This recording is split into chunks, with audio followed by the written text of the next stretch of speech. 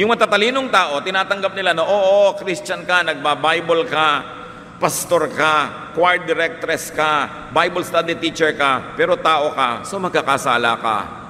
Hindi ko gusto mangyari yon, pero naglalaan ako ng lugar sa puso ko na mangyayari yon, para pag nangyari yon, hindi ako ma-disappoint sa'yo, hindi kita itakwil, huwag ako magalit sa'yo.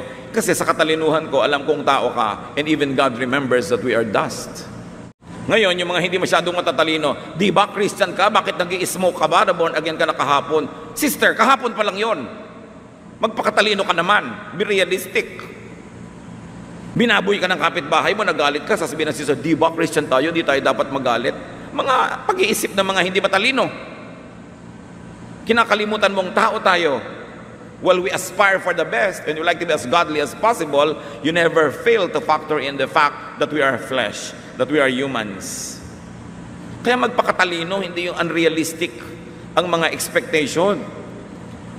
Ninanakawan ka na ng mga kamag-anak mo, inaagaw na lahat ng mana. Di ba Christian tayo? Ipag-pray na lang natin. Ipag-pray, hindi nila ibabalik sa prayer yan.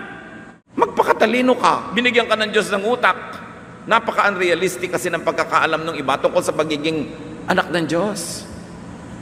Meron pang, bakit naglalagay ka ng lock sa pinto? Di ba ipoprotect tayo ng mga angel? Gano'ng karaming Christian na ang na-rape? Gano'ng Christian na ang na-murder?